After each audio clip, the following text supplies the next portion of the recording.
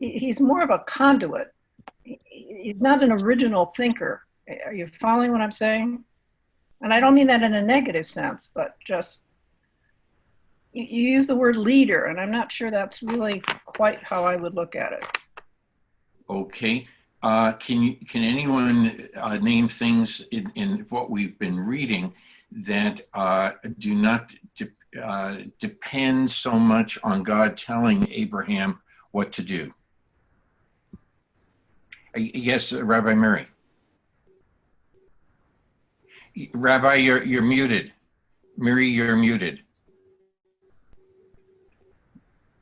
Rabbi Mary, you're muted. That's very unusually. There you go. I'm muted. Let me use a different word than following the orders of God. Okay. And I think that this applies to most of the people that appear here on the screen, is I'm going to take the risk. I don't know what's coming, but I'm going to take the risk. And I think that, that when we look at that, it's trying. I read a very beautiful book, I think it's beautiful, called Bridges.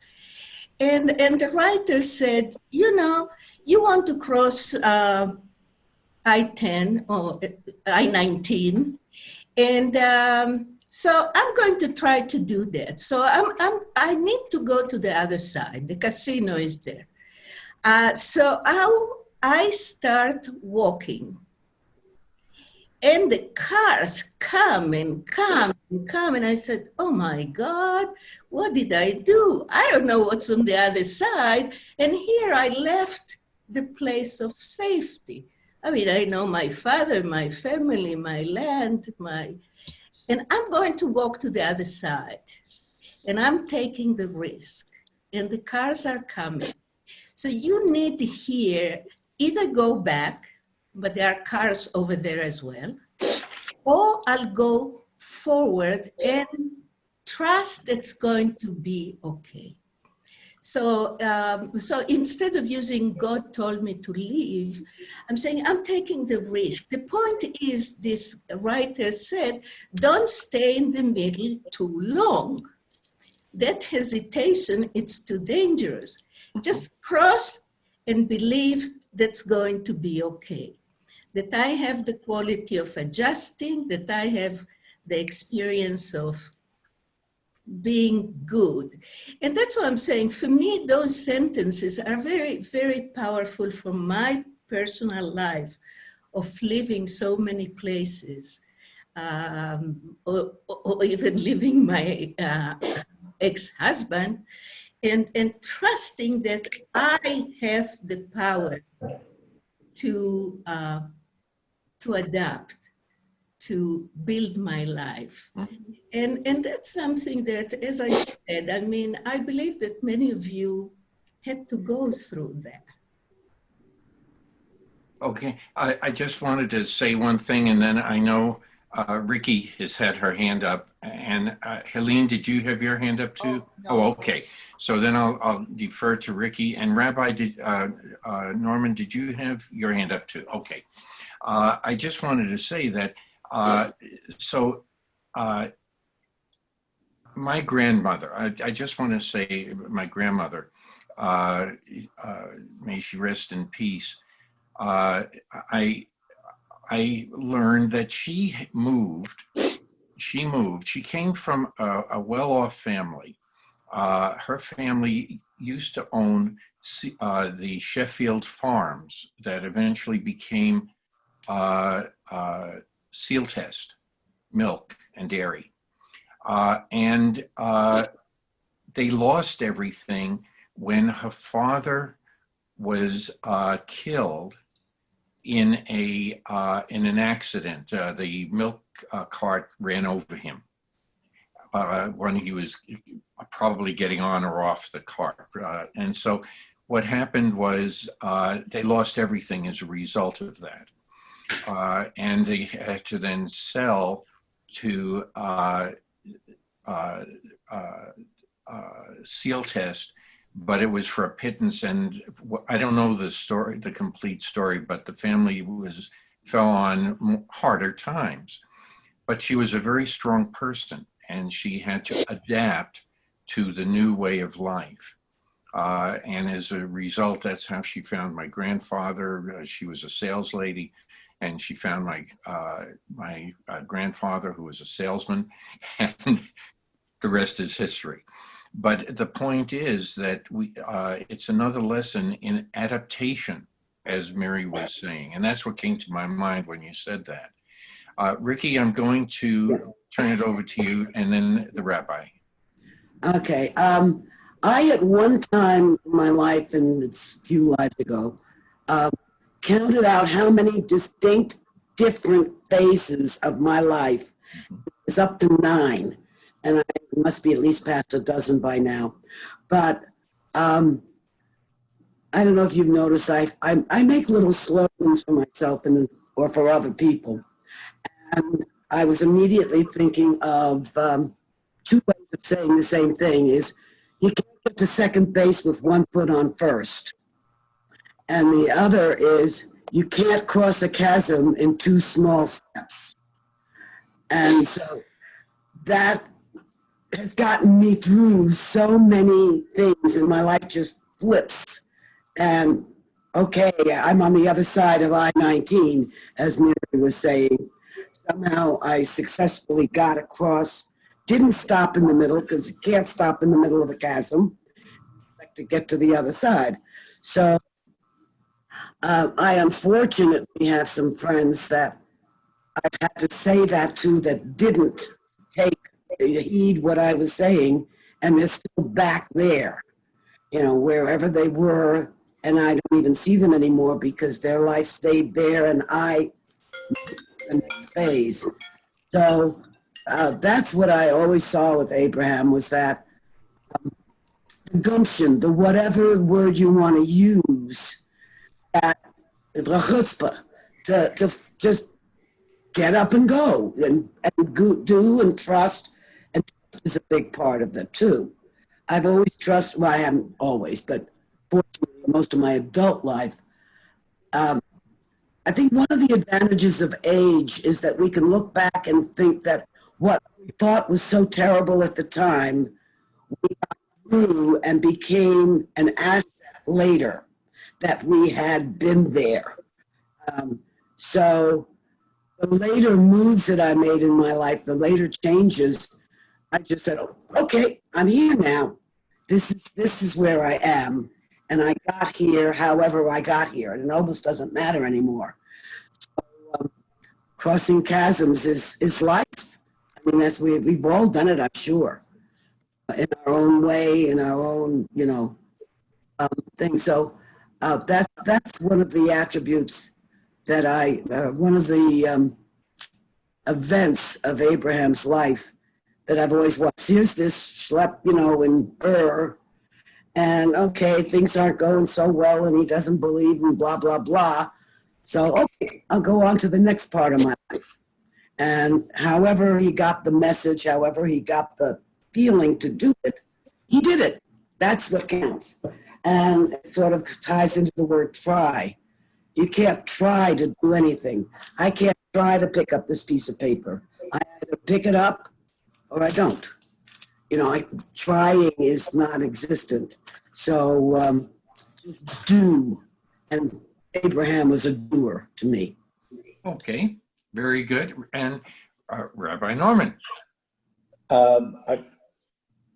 Going back to Marty's introduction, when he said that we're looking for answers, I'm going to amend that, at least in my own case. I don't look for the answers.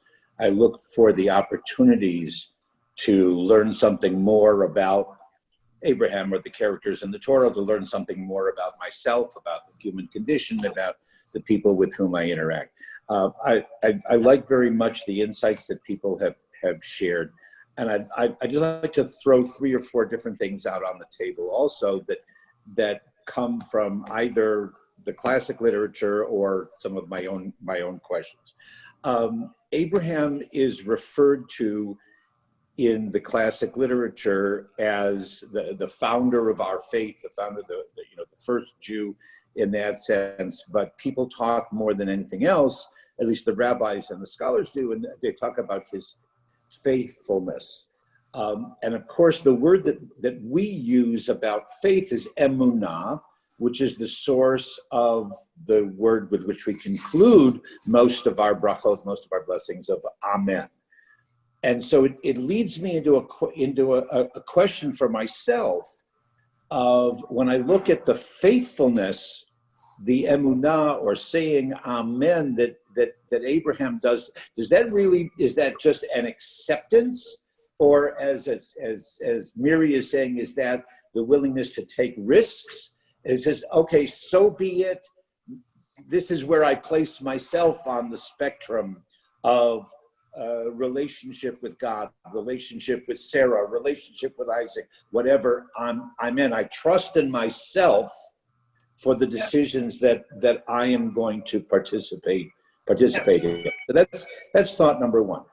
Thought number two is, sometimes when I'm reading the Torah, either publicly or for myself, and I get to the final climactic moment in the Akedah and the binding of Isaac story, and Abraham is ready to bring down the knife on Isaac, and the angel has to address him and call out to his name twice, Abraham, Abraham. And each time that I look at it, I try to say to myself, what's the tone of the angel's voice? Is it a command? Is it sympathy and understanding? Is it a calming voice? Is it a tragic voice? And I try to look at that, and each time that I put myself, or not myself necessarily, but I put the characters there in listening to the angel's tone of voice, it tells me something else about Abraham, and frankly about Isaac as well. Another thing that I have noticed, and I've preached about and taught about, is we know that Abraham uses the word, the phrase, and friends, you're going to hear this phrase from me hopefully many, many times in our future, and that's hineni. Here I am ready to respond, whatever. But Abraham not only uses that word in responding to God, he also uses that word in responding to Isaac, to his son. When Isaac says, "What's going on, Dad?" Hineni.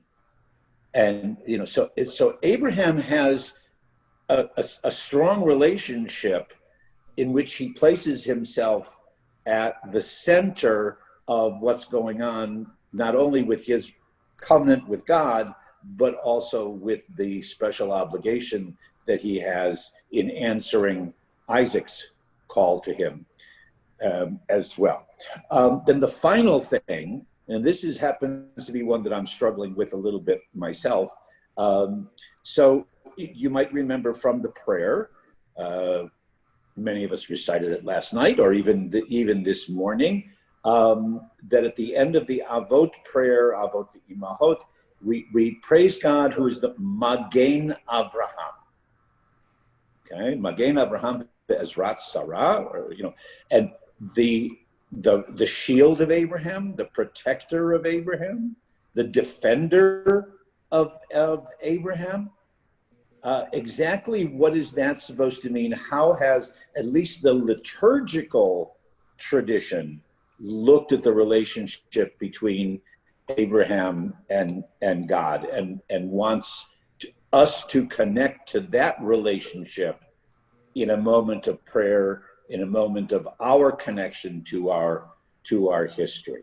That ultimately it seems like at least the liturgical writers and composers said that no matter what may have happened in that relationship between God and Abraham, ultimately God is still a defender and a shield of Abraham, of what he said, what he did, what he didn't do, et cetera, et cetera, et cetera. Throwing those out on the table. Oh wow! You really started a whole You gave me flurry lots of heads. of time to make the notes. What I'm going to do, to be fair, Let me recognize Ruth Ann first, Okay, and Don, then Don, Don, and Marty. then I'm going to shift over to other people who have Okay, spoken yeah. already. Okay. So Ruth Marty, Ann, Don had his hand up before me. oh, I'm He had sorry. his hand up before everybody else. So why don't you go to Okay, Don? I'm sorry, Don. Oh, go ahead, Ruth Ann. That's Oh, no, I was just going to say, I mean, being that this is Torah studies, you know, I think when God created human beings, he put this notion of exploring and going to other lands in our DNA.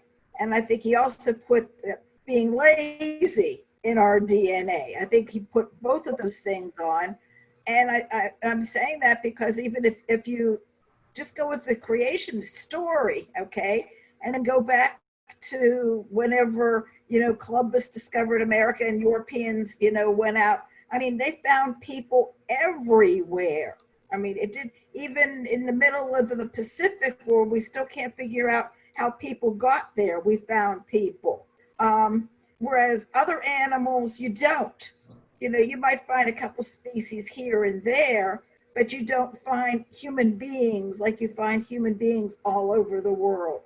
So I'm saying that's something I think God gave us, which explains why some people are, you know, so willing to go and travel and explore and, you know, and move. And he also gave us a DNA to be not so much stubborn, but lazy. And that explains a lot of other people who never move, even though they've talked about it for years and years and years, but they get complacent and they like staying where they're at. And I think that pretty much explains society and how things are. And you could just say God gave it to us, and that's still how we are. Okay. Don, you are next in line, and then I'm going to go to Helene and then Rabbi Mary. yeah. I'd like to go back to something Gail said a little while back about Abraham not really originating any of his actions, and then going back several sessions before that to I think it was Gail also mentioned Julian James's book, The Bicameral Mind, in which he argues that at some point in history, people thought all instructions came from outside them, came from the gods. But today we have a rich interior life. You know, there are entire novels that are monographs. You know, Molly Bloom in kind of real time stream of consciousness.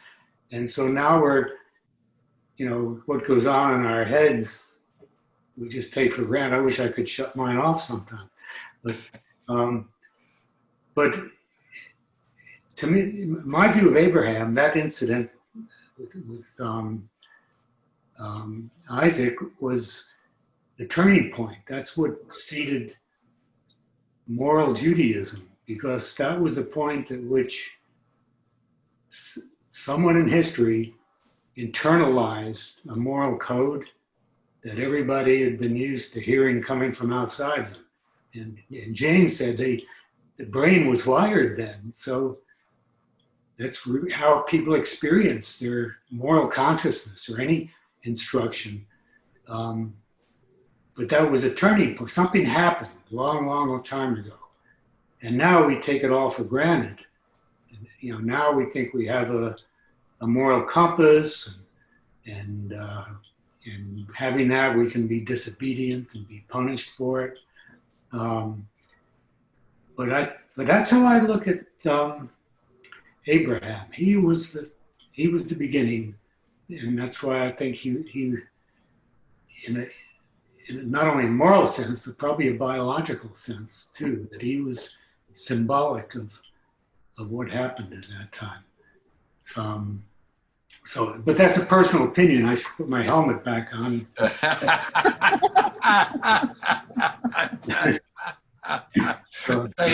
Thank you, Don. Helene. Can I just ask Don one question? Not to argue, but just clarify. So you said that one particular incident seems to be the turning point. by which Abraham answers to his own moral code. Now, is the incident that you're referring to, is that the binding of Isaac story, or is it the Sodom and Gomorrah story? Binding of Isaac. I mean, that's how I look at it. Okay. Yeah. No, I just, like I said, I just wanted to clarify. Yeah, I think that's a turning point compared to the Garden of Eden story. Right. Okay. Good point. Helene. Helene? Because I am the least experienced at this, but when I hear John talk and I hear everyone speak, I ask myself, is there something you can tell me until Helene, something, we can't hear you, Helene. Helene, you're not muted, but you may have turned off your microphone. and to be who was I there? think she for might the- be having an internet issue. Is it- Helene? Yes. Okay, you'll have to speak up because all of a sudden we couldn't hear you. Okay, is this better? Oh, much better. Okay. My background, you know, is child development. And I think of Abraham as a child. Would anybody here tell me, what was he like as a child? What was his family like? And who was his model and his moral compass as a child? Does anybody know, or is this way off base, I'm asking?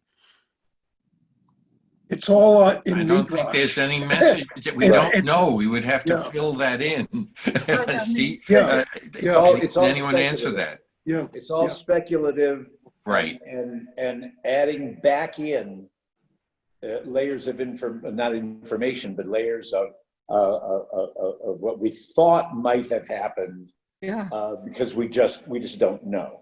Okay. Thank you. And Okay. Marty? Midrash fills this Marty? up. Yeah. The stories of Midrashim fill up all kinds of stories about Avraham. That's right. That many people think it's in the Torah itself, but it's a good question because there are a lot of holes in the story, in the stories of the Torah. I'm sorry. Well, John. Mary, you were next. Was there more that you were going to say? You had your hand up before. But there was another lady here, I think, Joanne. Joanne had her hand up too. Did you want to defer to her? I think she was before. She didn't talk, and I talk all the time. Oh, okay. And then Steve after those. So Joanne, go ahead. He talked enough. Now it's Okay. For 7 years, I worked across the street from an abortion center. And where I worked was young girls come in to check if they were pregnant or not. And I was the pastoral counselor. And so I thought about these girls and the young men a lot. And in doing this, I came up with this idea in my own head that in the Sistine Chapel is a figure, it is of a male, but it could just as easily be a female, reaching up to just touch the finger of God. And someone before this was talking about the DNA. And I've kind of, within myself, come up to the belief that at conception, we are touched by that finger of God.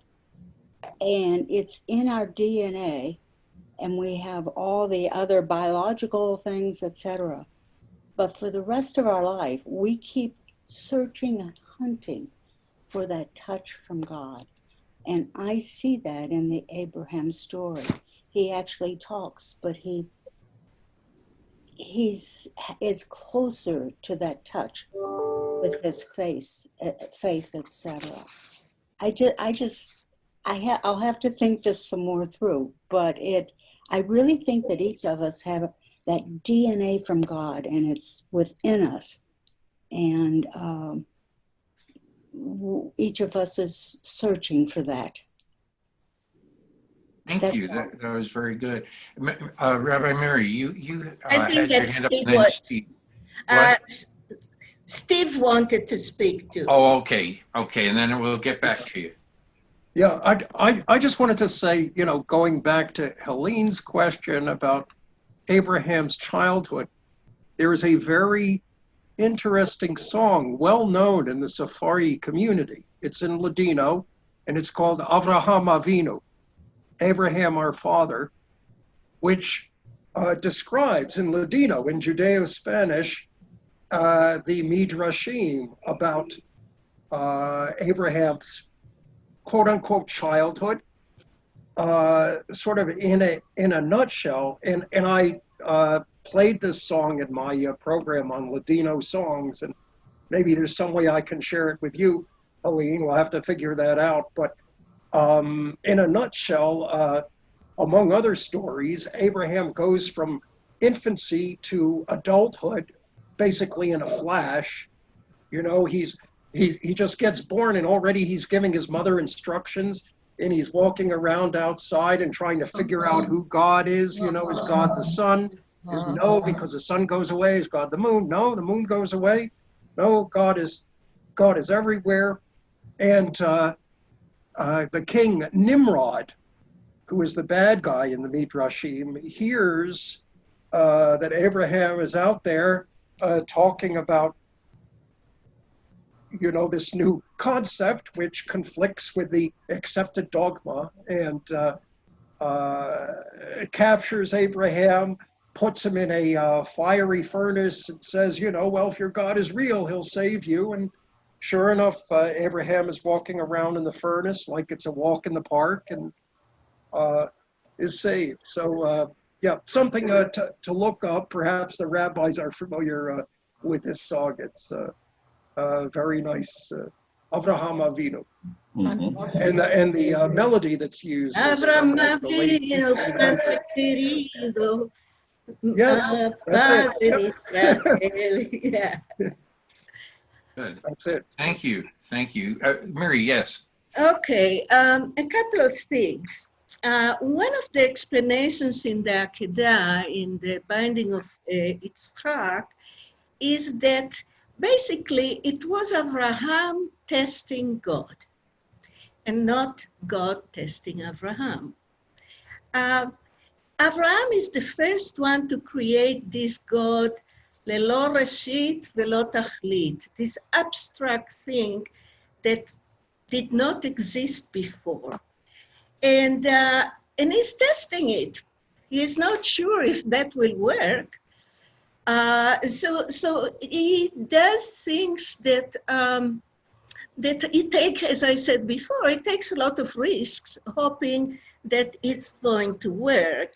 And I want to add, some people mentioned that the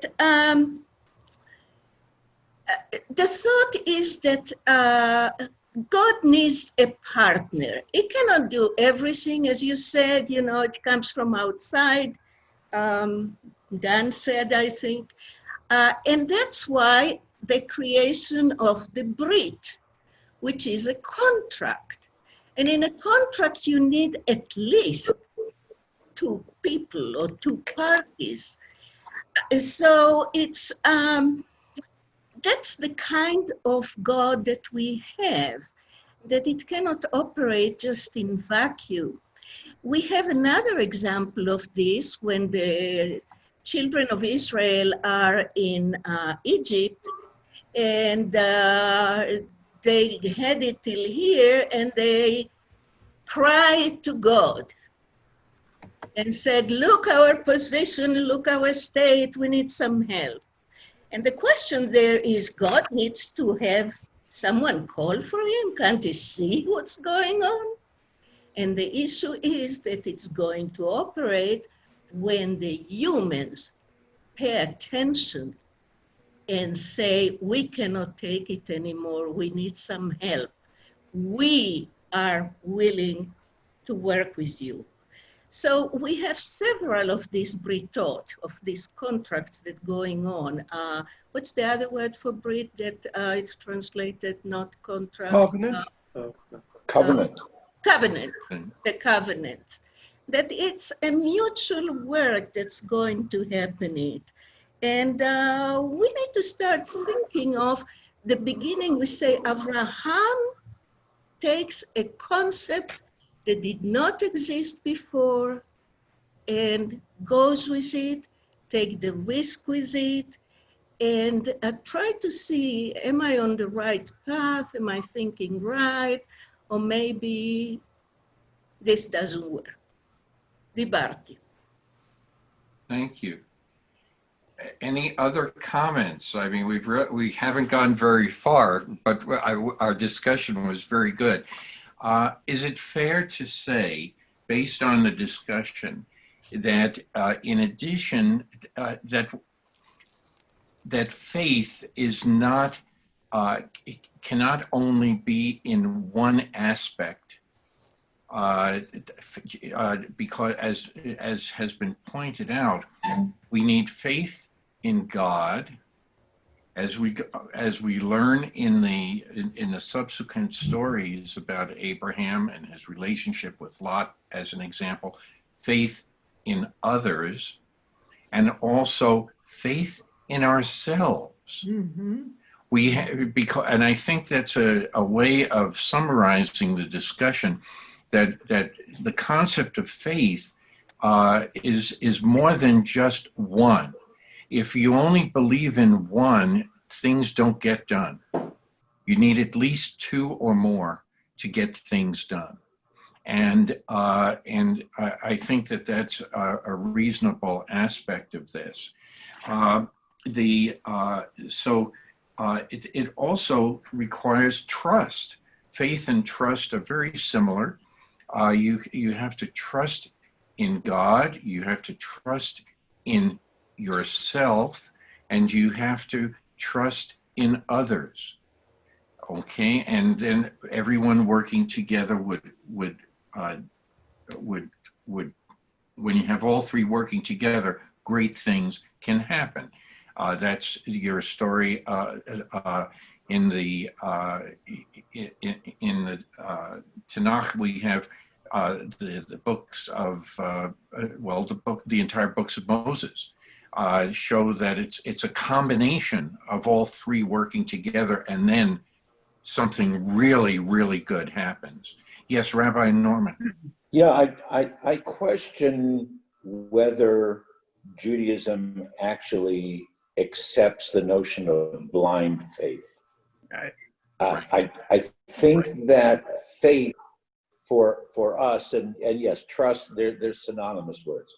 It is much more based on, to flip the coin a little bit, is much more based on vision and experience rather than the lack of vision that's blind faith. Right. So we find that these experiences, these tests, whatever we want to call them, help us affirm and strengthen the faith that we want to have, whether it's in the deity or whether it's in ourselves or whether it's in those with whom we choose to live. Very, very good. I think we could say the story of the Akedah is based on that. Mm-hmm. That it's an extension because we discussed. I mean, Maimonides may disagree with me, but that's okay. That's okay. No, because it's good. I just think it's important. Any other characteristics? Let's shift gears from faith and trust now, and to any other characteristics we want to bring out besides those. Yes, Suzanne. Yeah, I just want to make sure my mic was unmuted. I never thought of Abraham as an extraordinary man. I think he was a little bit above average because he seemed to, have some things, although I don't think he started off that way. When he went to Egypt, he came back with more wealth than what he went there to begin with.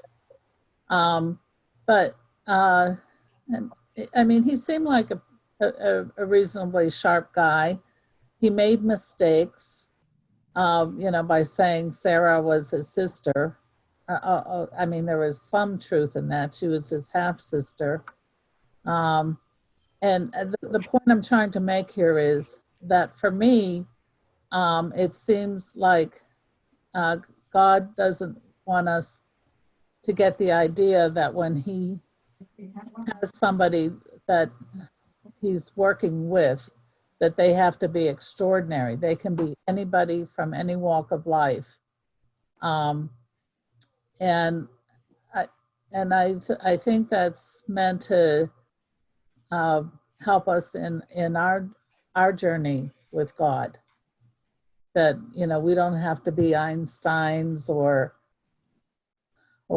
super athletes like a Michael Jordan or something like that. We just being us is plenty fine for God. And I do agree with Rabbi Norman, because for me, I think I have what would be called a blind faith.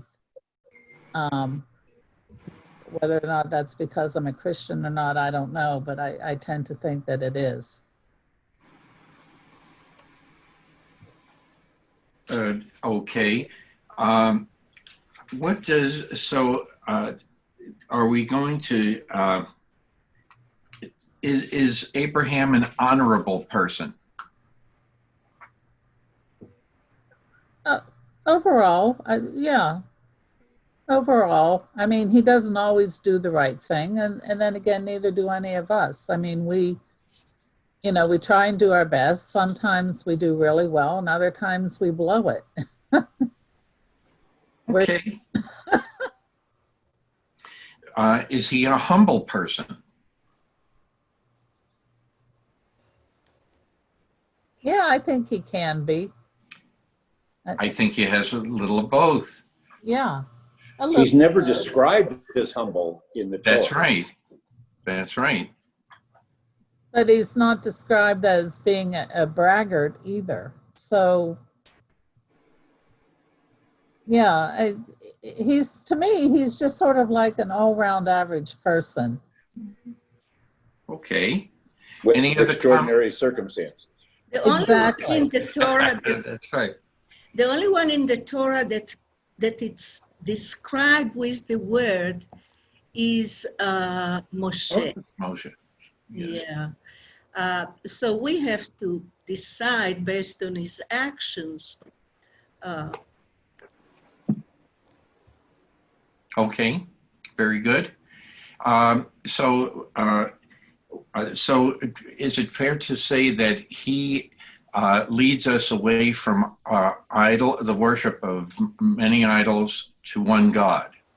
Is it fair to say that? Yeah. Okay. So, yeah. And what about his relationship with other people?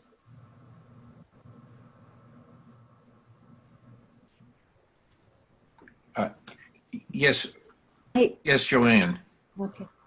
I guess I think of him when Sarah died, when you say relationship to other people, it really sunk home. He wants a place to bury Sarah. And yet within that, he buys not only the cave, but the land, and even the trees, etc. And then he's eventually also buried there. But from that grew, in many ways, Judaism. Just, people came and put their tents there and just kept growing. And he may not have realized that, but I think he did. I think that intelligence of him knew that if he owned this land, that his people could expand. That tells me he's a very wise man, very intelligent, someone that thinks ahead. Well, you know what? if we think about what he did to Hagar and to Ishmael, ay, ay, ay, ay, ay.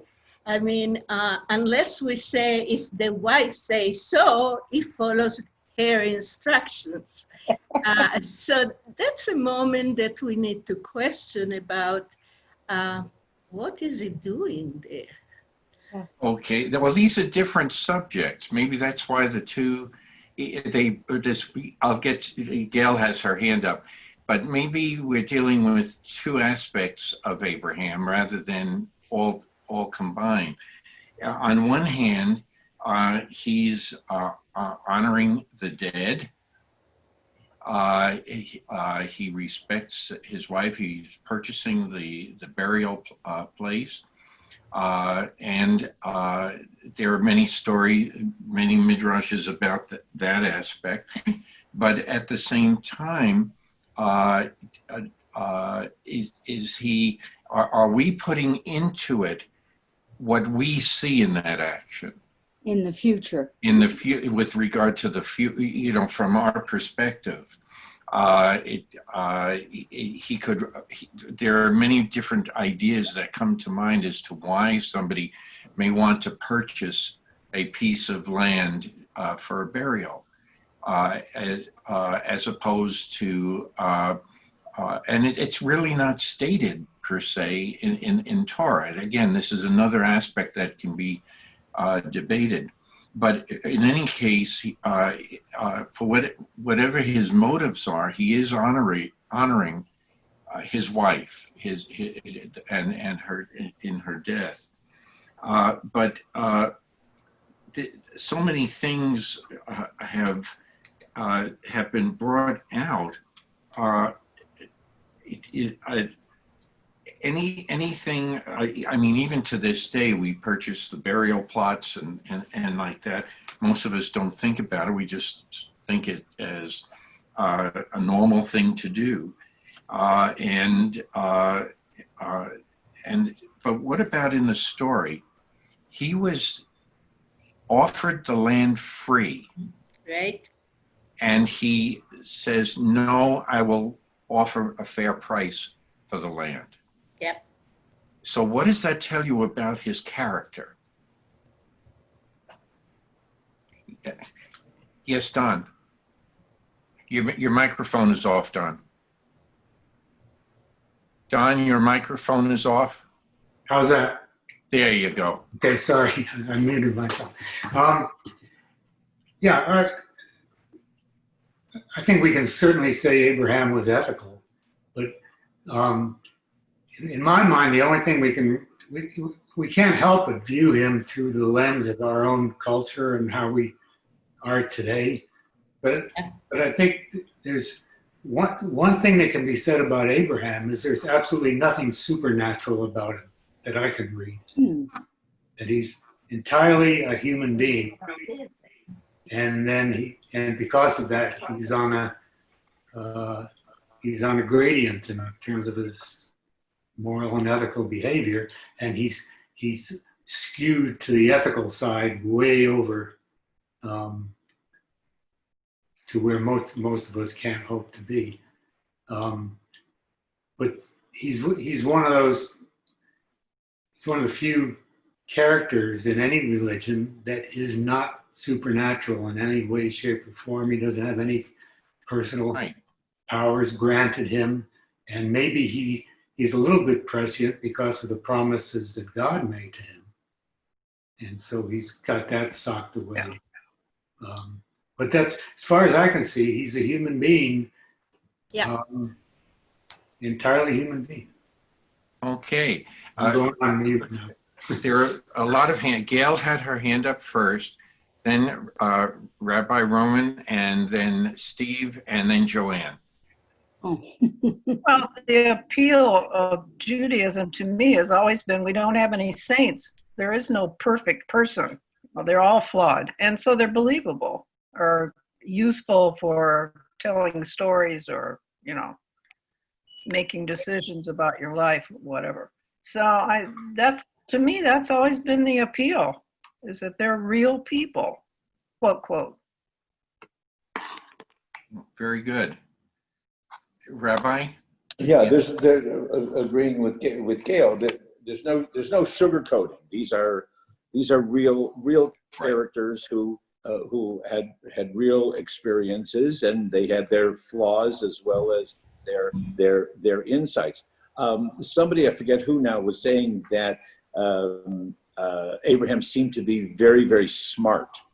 And I would kind of restate that as he seems to be very aware and, for the most part, respectful of the cultures around him.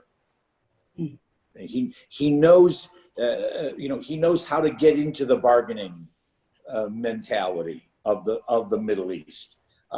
He knows how to play with his words when he's dealing with the kings, et cetera, et cetera. So I don't know, and I don't know if that's total, book smart as opposed to street smart. That I see a lot of that in Abraham. Yes. Well, he pimped out his wife. Yeah. So. In the Middle East. That's right. Steve had his hand up, and well, he does that for his wife, okay. for the sake of the clan. Right. Yeah. Right. Not just to save his own skin, but for the sake of the. Right. Very true. Very true. Yes, Steve.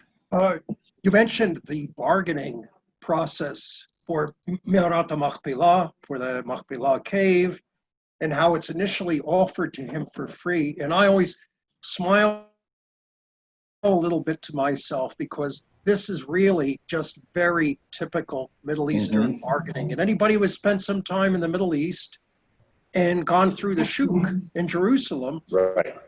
If they see that you really want something, they'll say, you know what, take it for free. Just take it for free. You know what? God help you if you take it for free. He doesn't really mean it. Okay? That's just sort of, that's the little dance they do. That's the dance of Middle Eastern bargaining. And Abraham, as a man of the world, knows this. So, and it's a little bit funny. You can smile when you read this because some things haven't changed in thousands of years. And one of them is this ploy and bargaining in the Middle East is, take it for free. You like it, take it for free. Don't take it. Please, if I have found favor in your eyes, then do it right. If I may, I just want to. Yeah, because if you do take it for free, if you're stupid enough to actually take him at his word, take it for free, and he says, well, do you know what? I'll give it to you for free if you buy this too. And that, and so then you're ending up bargaining on something you didn't even want in the first place because you had to take that because he's giving you that for free. I would just like to take the liberty of underscoring what Steve had to say. A long, long time ago, before I met my wife, I was dating a young lady who turned out to be the daughter of one of the Bronfmans, Seagrams, the Seagrams line of Scotch and others. Anyway, I had no idea until the father. Boy, the temple wouldn't have any financial difficulties. I know what you mean. Anyway, he says to me, what do I want to do? At that time, I had eyes of becoming a doctor one day, and it was a way off.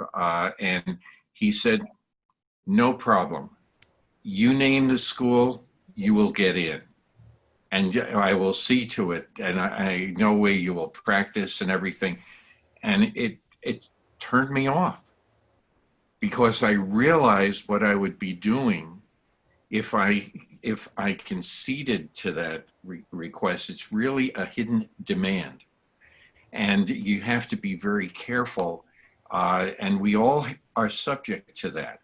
Buy one, get one free. They don't tell you that you're now paying either the standard price or the inflated price to cover the cost of the free item. Nothing is free. And so there are a lot of examples of that, but that I thought was an interesting deal. And yes, Rabbi, I think I would have had a totally different life. But I'm happy for what I have. It would not have been a happy life. And so is Sue. And so is Sue, right. So one of the things I heard that was brought into the discussion was Sarah and Abraham's relationship with Sarah. And some people wanted to discuss Sarah, and I wanted to give everyone that opportunity. What is it about her that that makes her so important to the story? Okay, yeah, happy wife, happy life. Guys know that. but any comments about Sarah at this point? So we can at least cover that part of it. Well, how are we introduced to Sarah?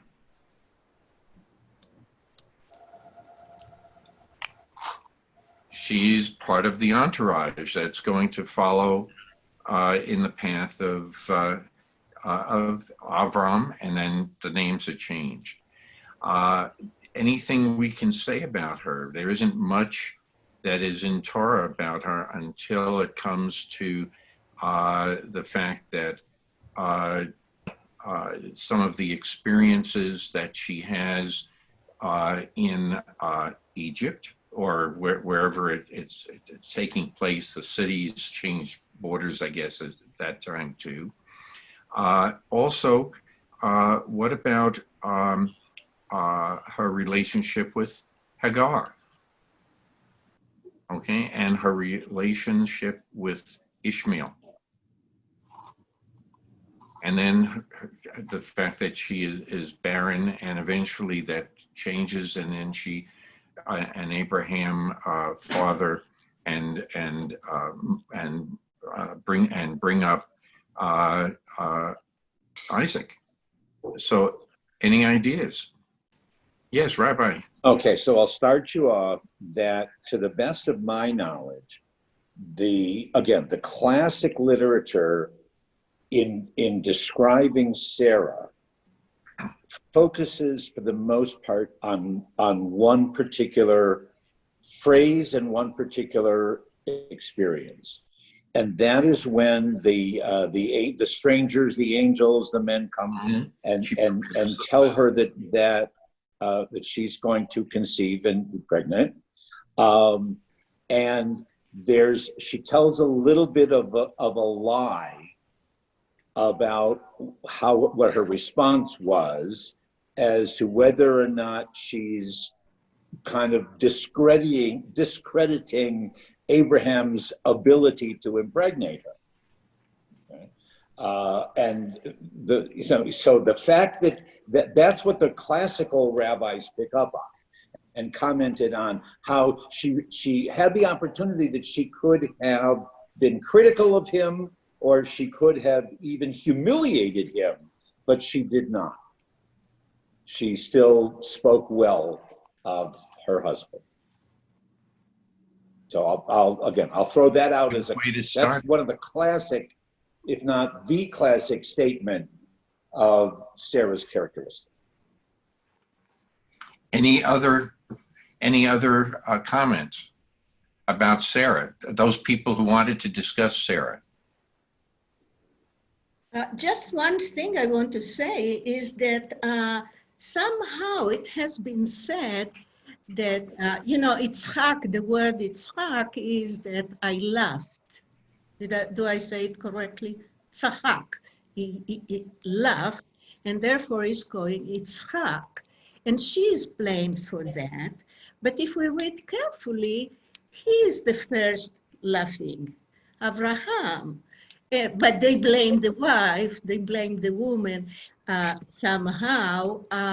So that's one thing that when I noticed that, it was really a discovery for me at that point.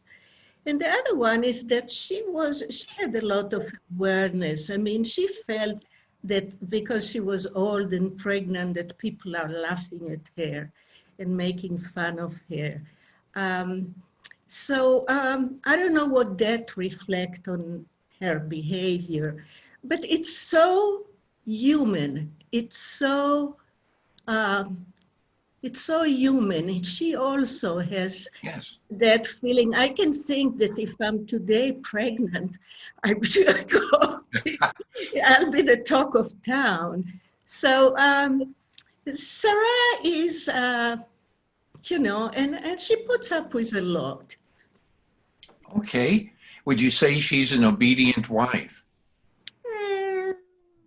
She has a mind of her own. When it comes to Mind of her own. She's obedient when she goes and cooks for the strangers that come.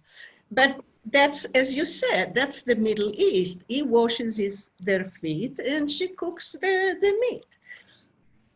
okay, because when it comes to the strangers, all that Abraham is saying is just prepare everything, and she does. Okay, so that's what I was getting after. But she also has a mind of her own. Okay, and we see it in different ways. We see it first. She says, "Oh, my poor husband, we have to have keep you happy too. Go ahead and I'm embellishing the story. You have eyes for Hagar. Go ahead and have relations with her." But then there's a child that comes of this, Ishmael, and then we see eventually Sarah changing her mind and is exhibiting jealousy. Remember, Ishmael is a child, and she's going to see her husband bouncing him on the knee and doing all kinds of things. Yes, Ruth Ann. Okay, I think she's just being very, very human, like everybody was saying, and I think, as I've said before, I think the stories are written definitely from a male perspective. We definitely don't see the fact when the three strangers come and Abraham is telling her to go do this, that she's rolling her eyes and thinking, yeah, I know what needs to be done. You just take care of them and let me take care of what I need to do.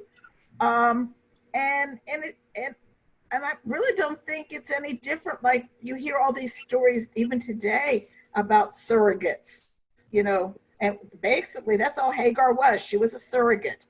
And, when you get these stories, the surrogate doesn't want to give up the child.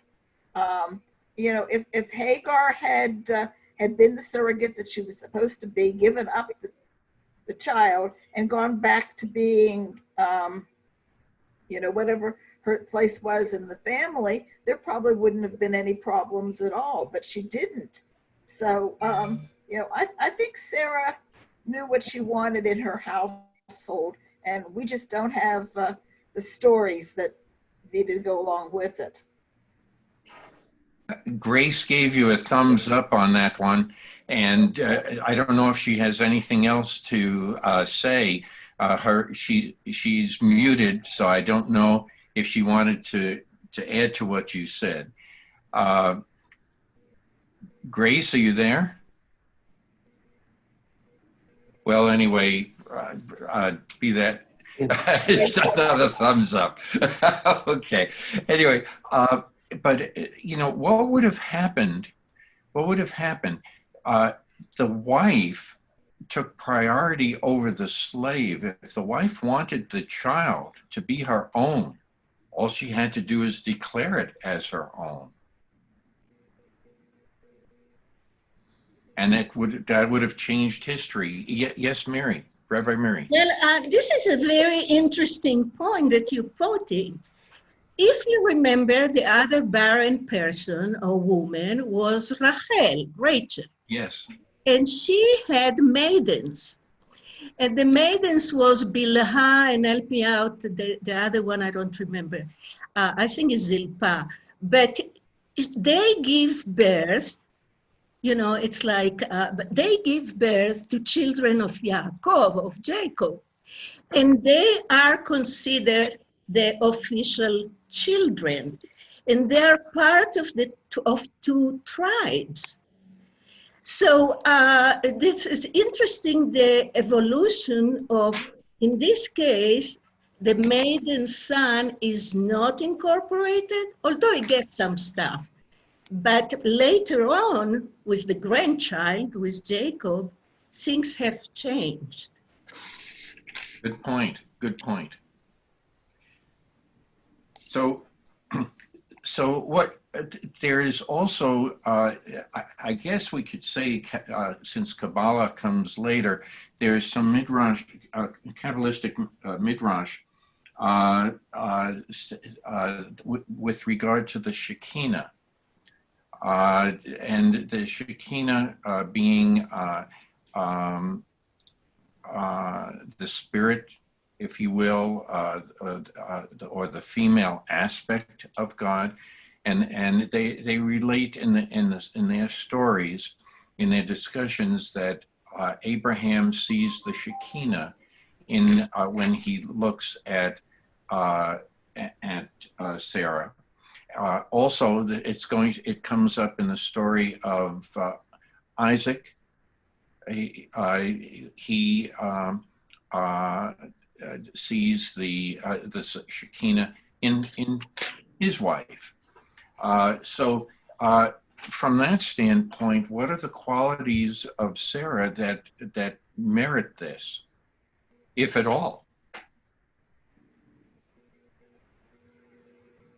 What does Sarah do overall, other than just bearing the right child? Is that important, or is it something important that she has seen another aspect to the lineage as to what's to come? I just offer that for discussion if anyone wants to discuss it. Well, one thing that I can just say, but it's coming from the reading, not being said clearly. When Sarah died, Yitzhak, her son, is devastated. He is really in a lot of pain, and the only one that succeeds to lift him up from that depression is Rivka.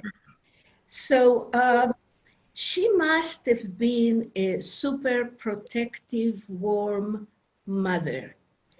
And because if you have a terrible mother, you won't get depressed when she passes away. Or maybe yes, I don't know. But in here, that relationship seems to me that she was very loving and caring. Good points. Good points. Any other discussion there? Okay, what about Hagar, however you want to pronounce it, and it because that came up. Somebody wanted to talk about Hagar as well. Any comments there? Is she an obedient slave? Does she have a mind of her own? Does she, what comes to mind? Yes, Ruth Ann. I think she definitely has a mind of her own, which would cause her problems in that particular society. She could have probably lived a very, good life. I mean, if you go back, look at Moses, okay? Moses ended up back with his mother, okay? But his mother, knew her place in Egyptian society. We don't know exactly how much she had to do with the raising of Moses, but I think it probably would have been pretty much the same thing with Hagar. But Hagar must have thought, since she was able to produce a child for the head of the clan, that she should be now, numero uno. And, that was her problem. If she had just, stayed number two, she would have probably lived a long and happy life, within the clan, and she would have raised her son, and who knows what history would have been like. Maybe we wouldn't have all the problems we have in the Middle East.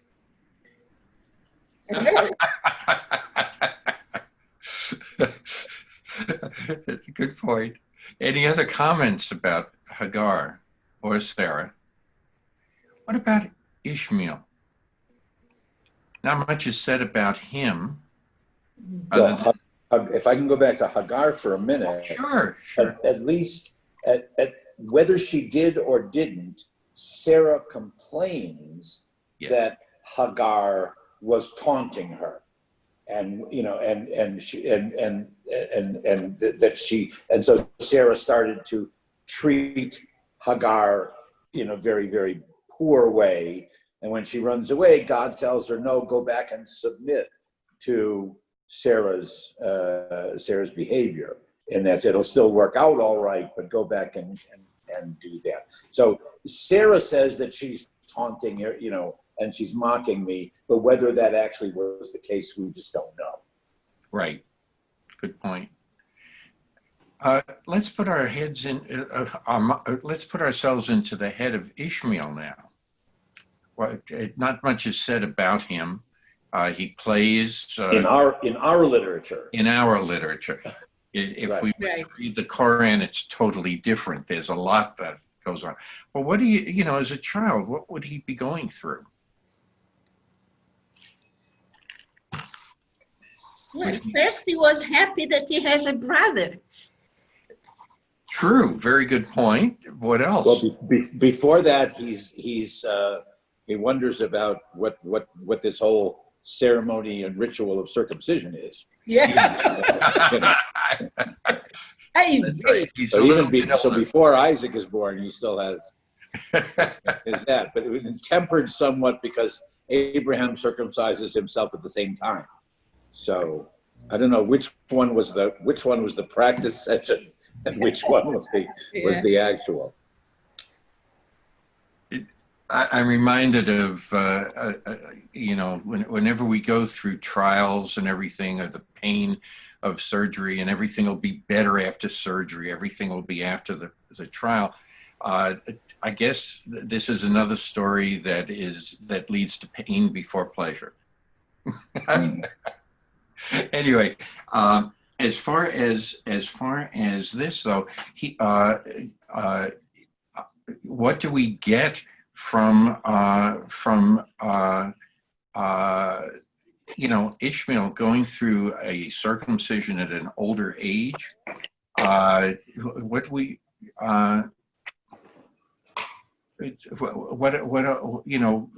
He's gone through all of things. He's been obedient, and what's his fate going to be, according to our scripture? Think about now a child that his mother is abused. What behaviors is going to develop? I think that Joanne, was it Joanne that said that she was in child development? Helene. Not with us anymore. Was in, so a kid like that would be suffering and resenting that in the abusive families, if they abuse the kid and the mother doesn't do anything about it, he resents the mother as well. And here, he says, what is my father doing? I really, really cannot stand that. So, I don't want him to be my father. Look how he treats my mother. Mm-hmm. So I think that there is a resentment, and if I use the word resentment, maybe it goes along the lineage that we face in these days. That's a good way of expressing that. So we see something. This story is not only is about belief and some of the discussions, but also what happens as a result of doing something what's going to happen in many, many generations to come. So that's a good point. Ruth Ann, I think you were, Yeah, I was Steve, just were you thinking, putting your hand up too? just Or, the opposite. or was Suzanne? What Okay. Gary was saying, Ishmael, I think before Isaac was born, he may have been a spoiled brat. He had two mothers, essentially. Yeah. Sarah was claiming him. Hagar was claiming him. They were both trying to be the better mother. I mean, I could visualize, one of them saying, okay, here's one piece of candy. And the other one was saying, no, here, you could have two pieces of candy. And he'd go back to the first one. No, here's three pieces of candy. And you can have, something else. I mean, he may have been a spoiled brat. And he may have expected the whole world to be his oyster until Isaac was born. And then all of a sudden, he had a real, eye-opening that, the world was not all his. Especially when, he and Hagar were kicked out of the clan. So, like I said, had Hagar probably gone back to her place and done what she really should have done, all of history would probably have been changed. Yes, good point. Steve, I forget if anyone else, who else, was it you, Suzanne, that had your hand up before? Yeah, I was thinking that Ishmael may have felt like the poor relation, never quite good enough. But now, in light of what Ruth Ann has just said, well, I suppose he could have felt that way after Isaac was born. But I could certainly understand how he could have been spoiled in the beginning. On a personal note, there's about 11 years difference between my sister and myself. And my grandmother lived with us. So I had the attention of 3 adults. And I certainly was not happy when Pam came along and kind of ruined my setup. So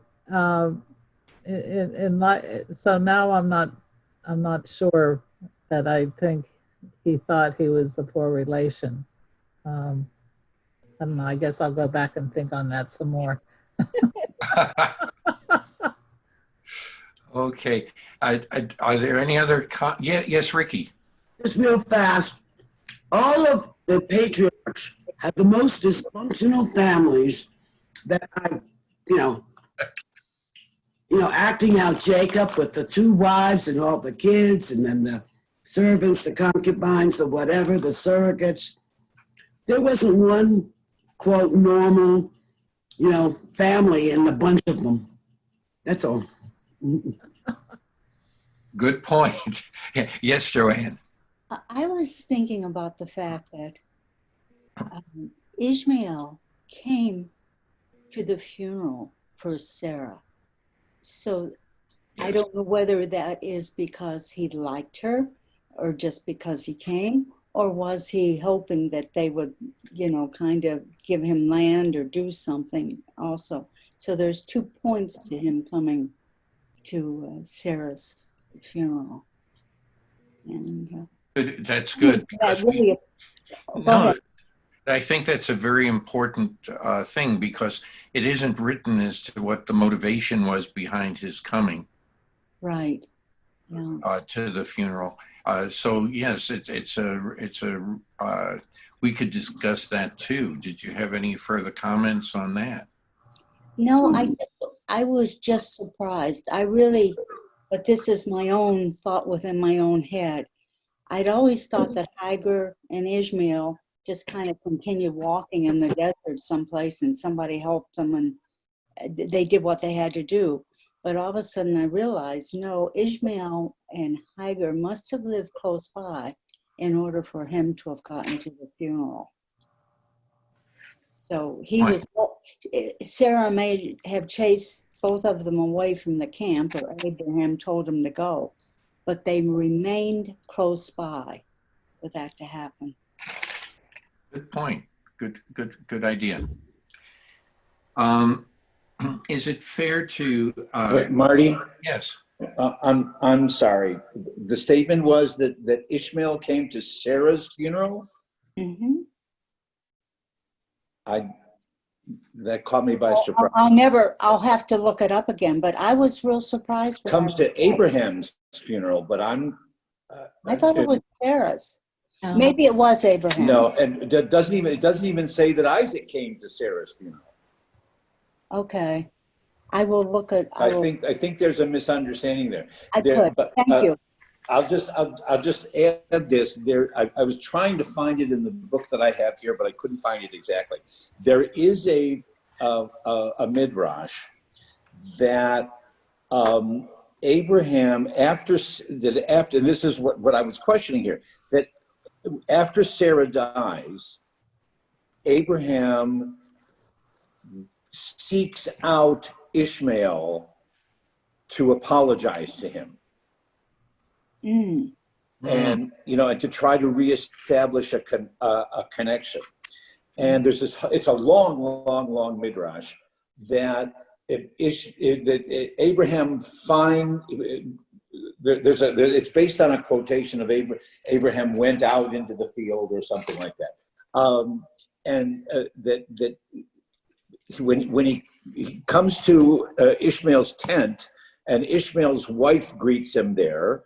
And Abraham, who had promised to Sarah that if he ever went to seek out Ishmael, he would never get off his camel. Okay, so he would always stay physically above and never hug him or whatever. And so Abraham interacts with Ishmael's wife, saying, "Where's Ishmael? Where's your husband?" And she says, well, he and his mother have gone to the market together.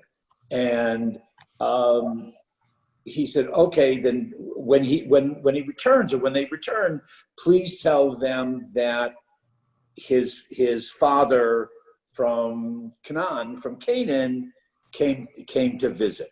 Okay, Ishmael and Hagar come back from the market, and the wife doesn't relay the message, or relays it with a different kind of report or whatever, and he winds up divorcing her. And then after Sarah has been buried, Abraham makes a second journey to come to Ishmael. And it's the same kind of story. Ishmael, meanwhile, has remarried, and Abraham introduces himself to the second wife. The second wife does indeed tell Ishmael, and as a result, Ishmael is now aware that his father has made the effort to reconcile, and that's why Ishmael is willing to come to Abraham's funeral. Long story, and I tried to find the exact reference. I couldn't find it, but I didn't make it up. I'll have to look it up. It's there somewhere. I think the confusion occurs in Genesis, in the earlier discussion, came from Genesis 25:10. It goes, the field that Abraham had bought from the Hittites, there Abraham was buried, and Sarah his wife. And at that point and if you go to, I should have started with verse 9. Both Isaac and Ishmael are burying Isaac, as the rabbi mentioned. Burying Abraham, right? I mean Abraham. Isaac and Ishmael are burying him, and that's where Sarah, Abraham's wife, is located, in the cave of Malpath. So I think that's where some of the confusion arose before. But I think that in any case, we can say that that since we've gotten to this point, that honoring our parents, honoring, there's a lot that goes into this, honoring those in our family, not just our parents, but honoring those in our family is going to stem from this. Can we say anything else about Abraham? What are the things he argues for? What about some of the stories with the war? Sodom and Amorah. Sodom and Amorah. Say that again. With Sodom and Amorah. Sodom and Gomorrah. Sodom and Gomorrah. Yeah. Okay. He argues. What is he arguing for? Well, God wants to destroy everyone, and Abraham said, excuse me, but maybe there are 10 people there that are good people, so you're going to destroy them?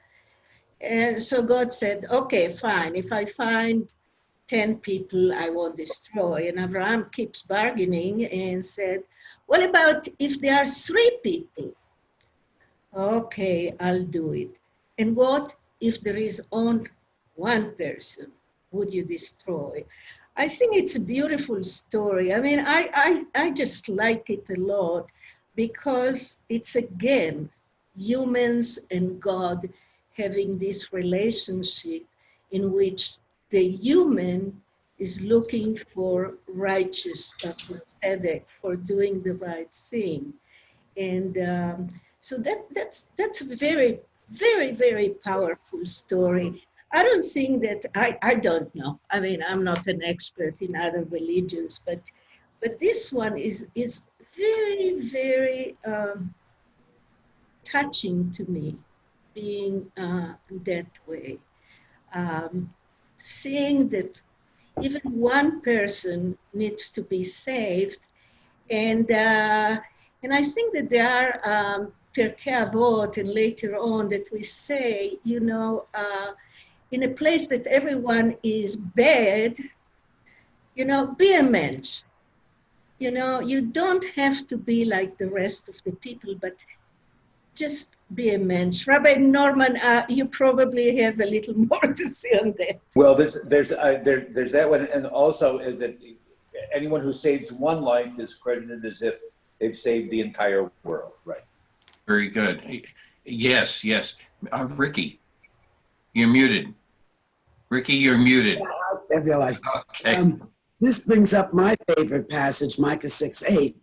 And Abraham 3 loves mercy, does justice, and walks humbly with his God. So, I mean, Abraham exemplifies all of those traits in this one story of, bargaining with God. That's doing justice for the 1 person that might not be bad. And as we talked about earlier, he definitely walked with God when he left Ur. Is it fair to say that he's arguing for mercy, not necessarily justice? Well, that's what I said. I think it's both. Merciful justice. Yes. Okay. That's why Micah 6:8 jumps out at me. But the but Abraham's challenge to God is Hashofet kol haaretz lo yaseh mishpat.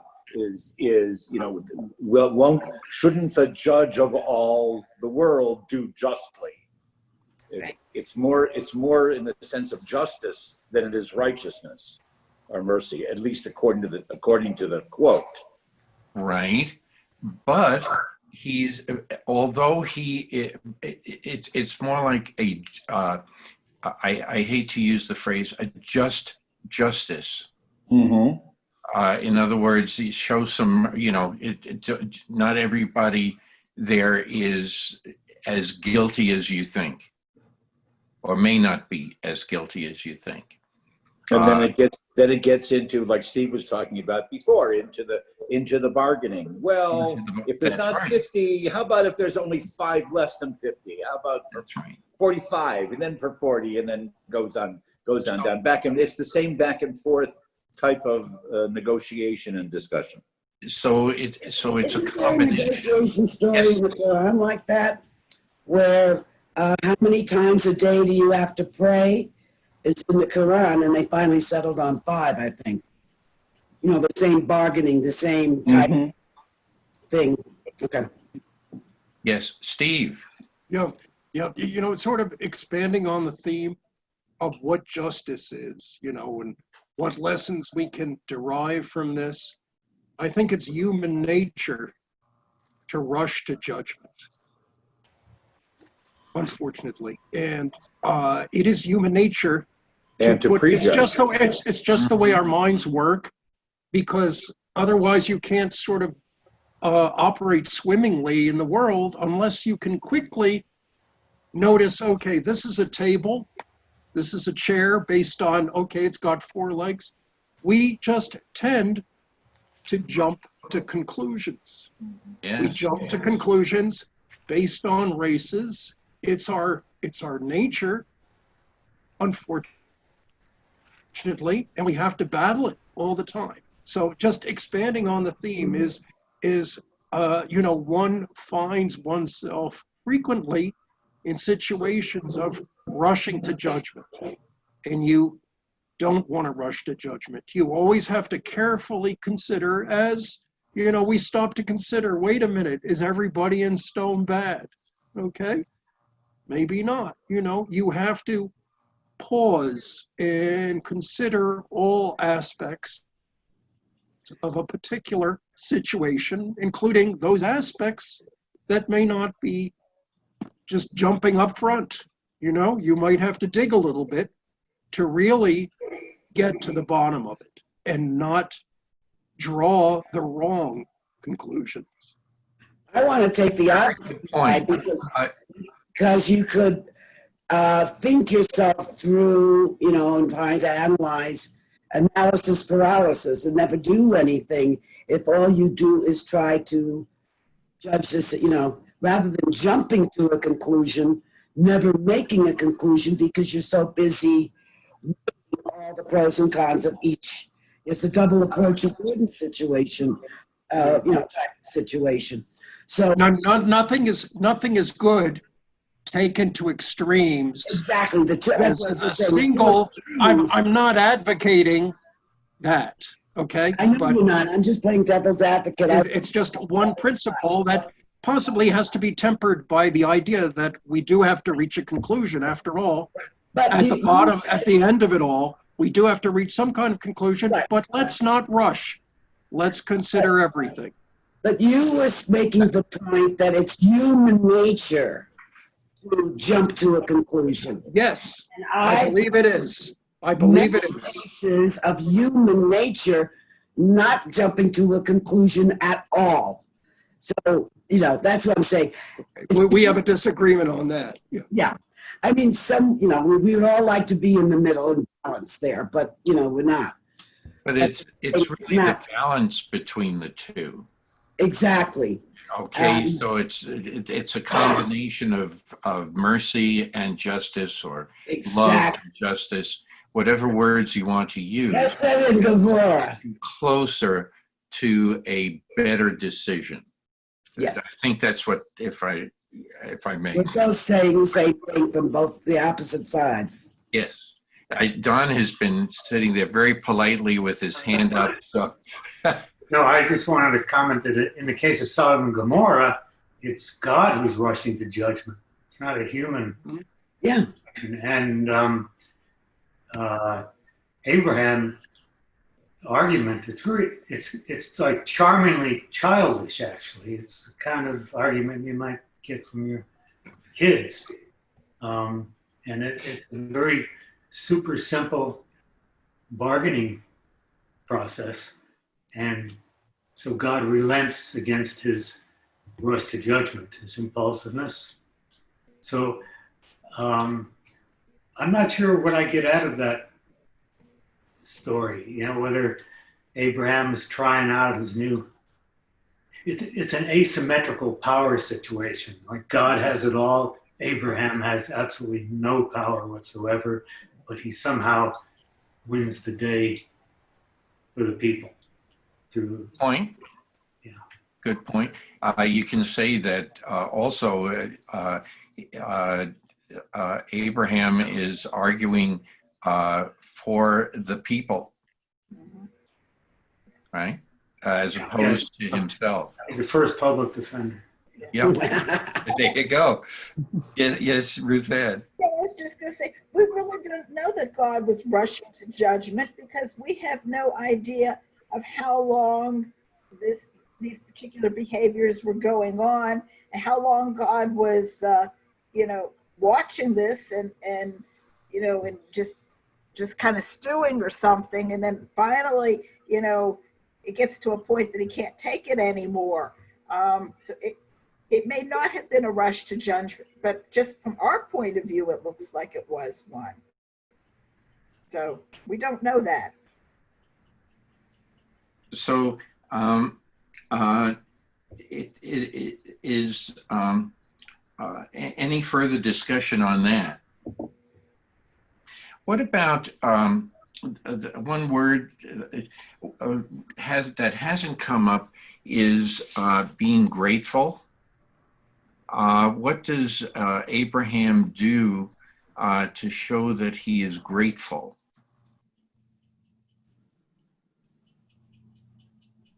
Grateful to God.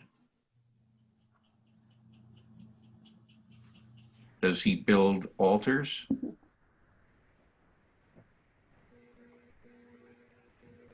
In various locations to thank God. So any discussion about that? Is Abraham gracious towards others? Yes. Yes. Now, Rabbi, help me out if I'm wrong. I'm trying to find it and I can't.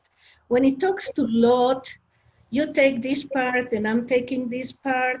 Yes. It's not to fight, but being, generous into that place. And Marty, what I'm thinking, and I didn't think about it before, we're having a new God here. And so we don't know how to worship. I mean, we, as a descendant of Abraham. Maybe that's not, maybe it's not something that Abraham knew how to do or did, or I think he had to invent something. Okay. Well, I was getting after the fact that after God shows Abraham all the land that he is going to inherit, and his people, his progeny will inherit. He builds an altar. It does. And he does, so, and that's also like planting his flag. yes, It's territorial. Yes. Okay. We mentioned that when we did as well. Right. When we discussed that. That's right. And so, but this occurs several times in Abraham with regard to Abraham. But also, he's a very gracious person, as we mentioned with Lot, with others. I'm going to your guests in my home. I'm going to feed you, so strangers are welcome. There's midrash as far as his tent being open on all sides, so that he was always welcoming the stranger from no matter what direction they came. And we're familiar with those. So it's and don't forget, when the three messengers come, okay, yes. He tells Sarah to do this. He tells his lad to do this because he's still recuperating from the circumcision. He can't run quickly. So if he wants to get food and water and they've got to do it. Otherwise, he has to limp, and it'll take longer to do that. Yeah. Oh, in great pain in the sun. We know that. So there's graciousness and hospitality.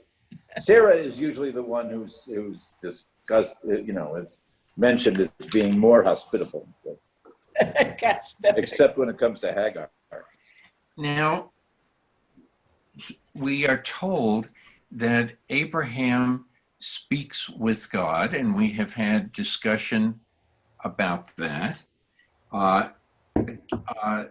Any further comments about somebody who is speaking with God?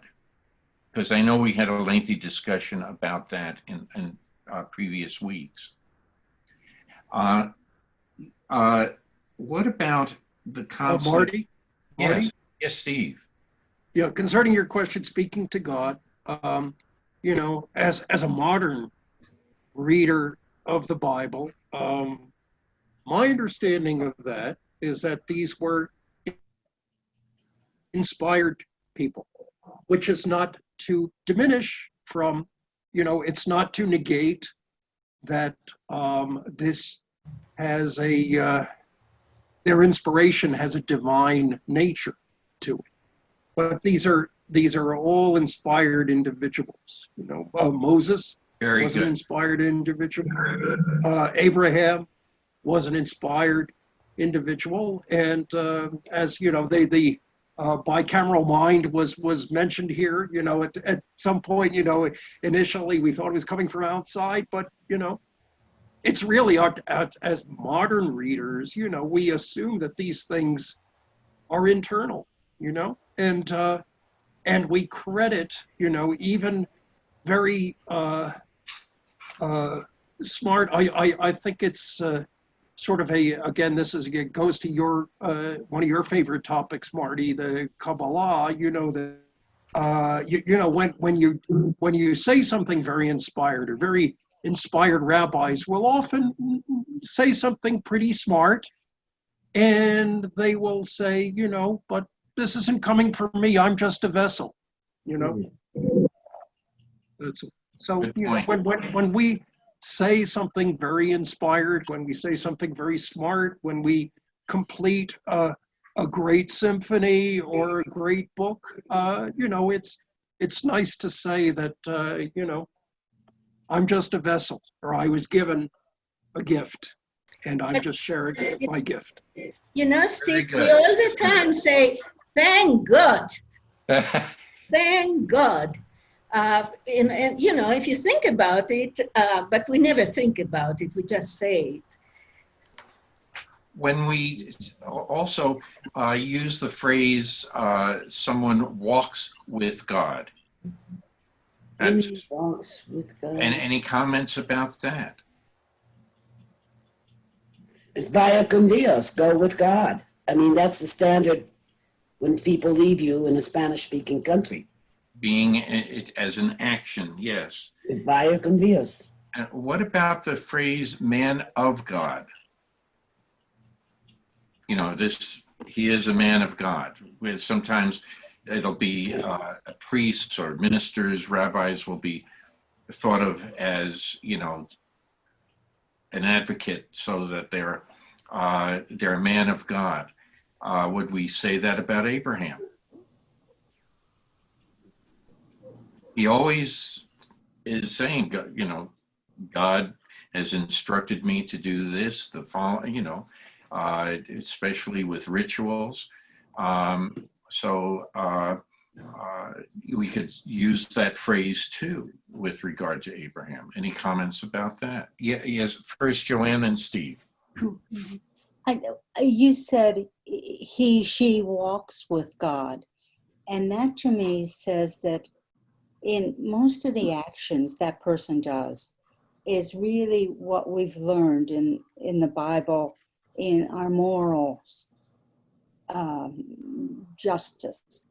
But they are men of God or women of God, I think has a different connotation because they are men of God. It could be, in my lifetime, I've had some priests that were I didn't care for, and some that were very, very good. But as a bundle, they're men of God. but I think walks with God, I feel like maybe that's what Abraham was more a walks with God person. Yep. Sarah Okay, too. Steve had his hand up, and Humbly then with Suzanne. God. Okay, Oh, Steve, go ahead. And then the I just wanted to mention what this is in reference to walking with God, Marty. sure. It just reminds me of something, and I'd like to get confirmation from the rabbis on this because maybe I'm remembering this wrong. But as I recall, Nachman of Bratslav had his own custom that his Hasidim will often follow of a hitbodedut, of just taking a walk alone in the woods and talking to God, saying, and actually, I think there's actually a, because that's kind of, to me, that's what this walking with God is all about, is actually literally maybe taking a walk and talking to God, and having that sort of walking meditation. I think there's actually a scene in, those who have seen Stitzel? Yeah. Yeah. There's one scene where all the Hasidim are wandering. They're all in this forest, and they're all saying "Tate, Tate," and they're all screaming. And I think that's the custom. I think that's what we're seeing there, is this custom of just letting your heart out and screaming to God. And it doesn't have to be in Hebrew. It can be in Yiddish. They're all "Tate," Okay. I wanted to if Get both Mary and then- rabbis have their hands up and Suzanne had her hand up.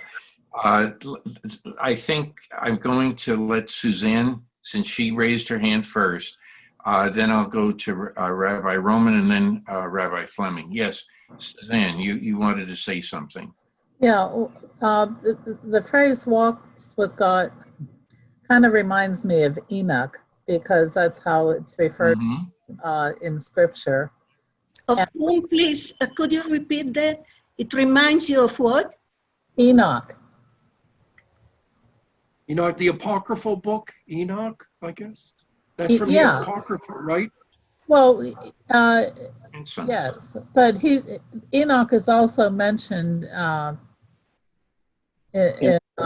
In the early genealogies in Genesis. In Right. Genesis, yes, Yes. really. No. Okay. Okay, I guess. And Is that in Hebrew? Is that Hanoch? Is Enoch? Enoch.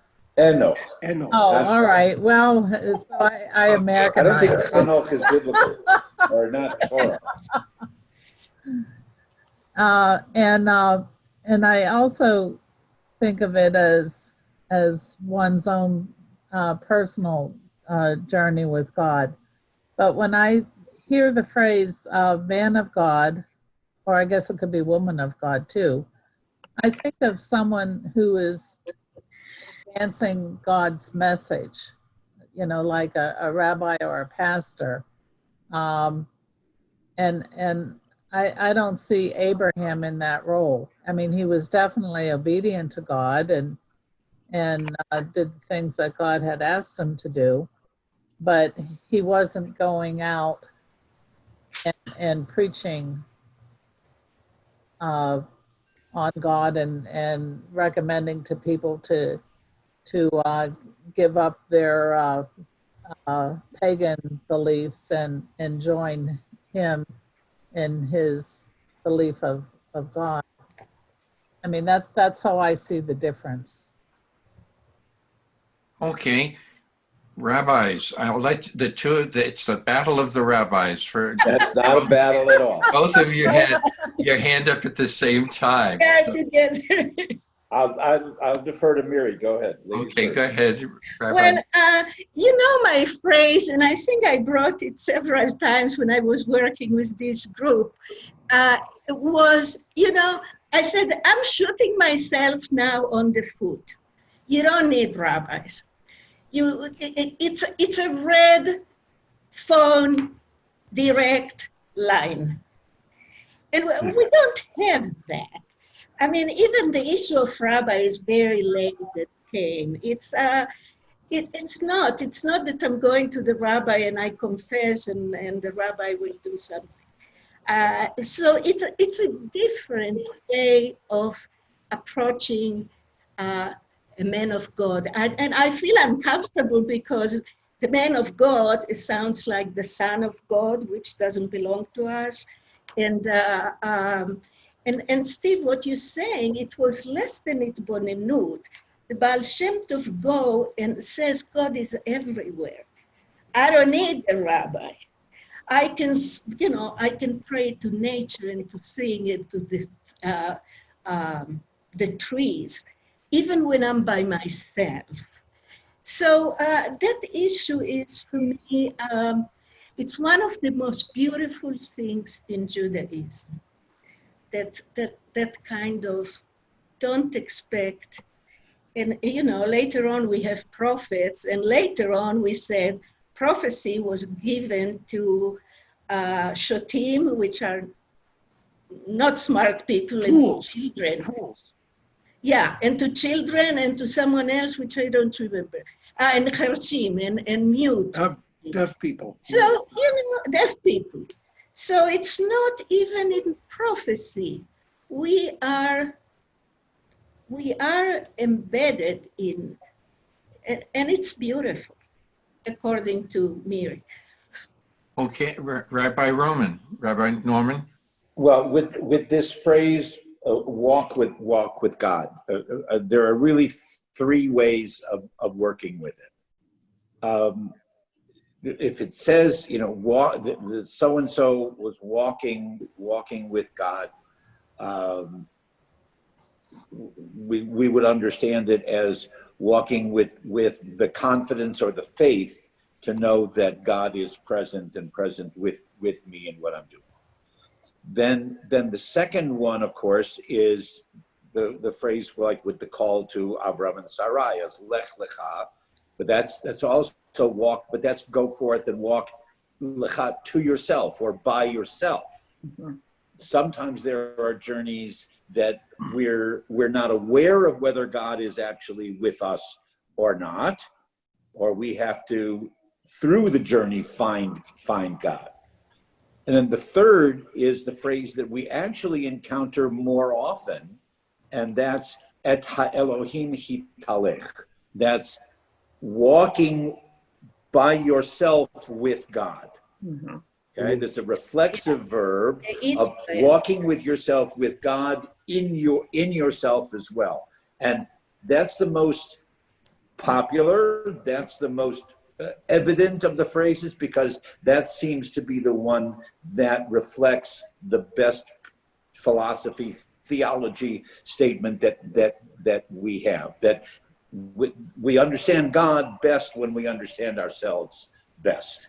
And when we know that we're on a particular journey that towards the best in ourselves, then God is with us as well. Excellent. Thank you. That's very good. Ricky and then Gail. Yeah, many years ago, and it was a very popular book for a while, and I love the title, and you read the title, and that's all you need to know, is When You Meet the Buddha on the Side of the Road, Kill Him. Because you don't, Miri brought that up in me, is that I have all the answers inside me directly.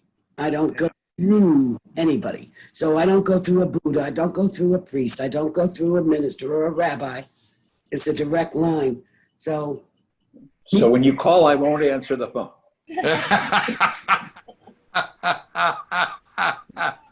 I might be calling to find out how much chopped liver you want. Right, yeah, exactly, right. Gail? Yeah. I think the word you were looking for, Miri, is immersion. You're totally immersed with the universe. That's immersed. Yes. Now, can I digress for just 1 second? today we really should talk about someone who really did walk with God and had great faith in not only Yes. himself, but the movement, and that is John Lewis, a Yes. true giant, Thank you.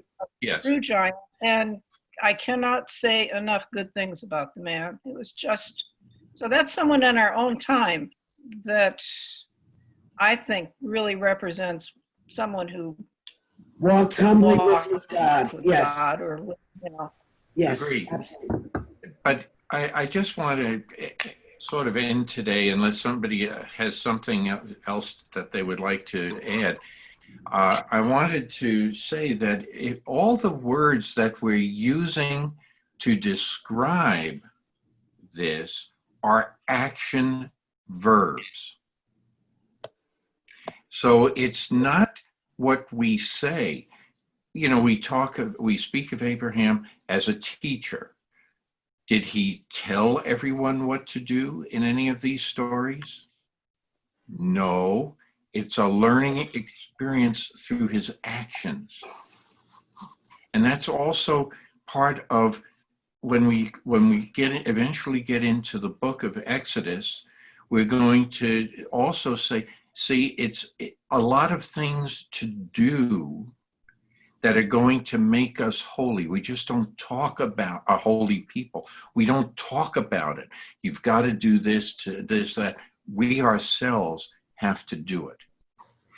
And that, I think, is another lesson that we can take away from this, that Abraham is a man of action, and that that's one reason why he speaks loudly to us. Okay. Yes, Rabbi, did you want to say something? No, I'm fine. I would once again say thank you and Shabbat Shalom. Shabbat Shalom. With that, Ruth Ann, did you have any announcements that you wanted to make? Joanne had something she wants to say. Oh, I'm sorry. Yes, okay. Okay. Yes, Joanne. I watched a movie last night with my husband called The Only Way. And it's a story of what happened with the Danes when the Nazis decided to get rid of them in Denmark. Denmark 43. Correct.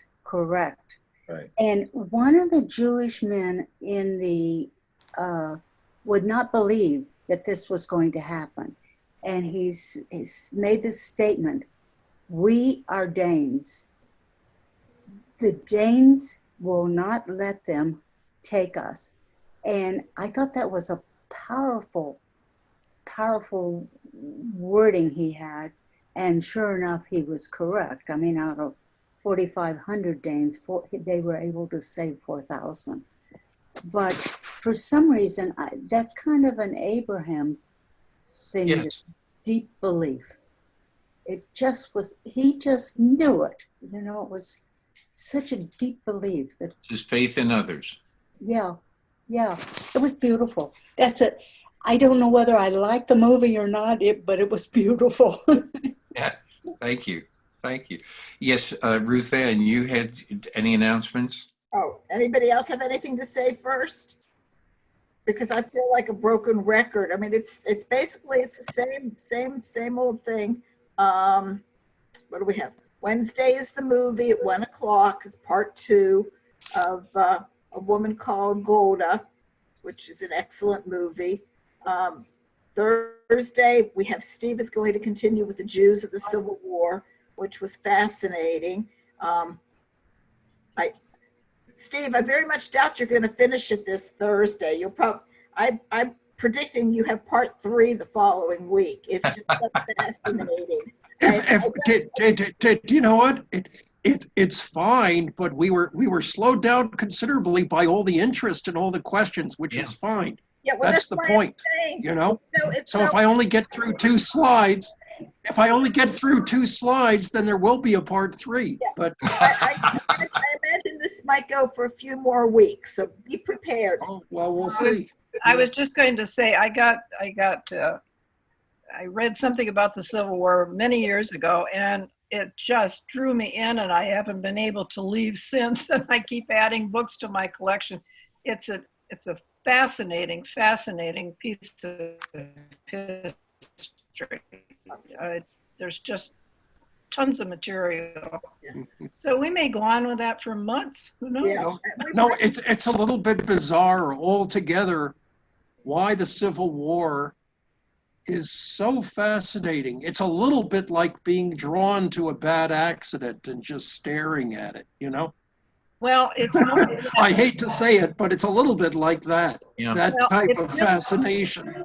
it actually defined our nation. It's probably a because, defining moment in our history. yeah, but it's For also, at least 100 years. but it's probably, Oh, for longer than that.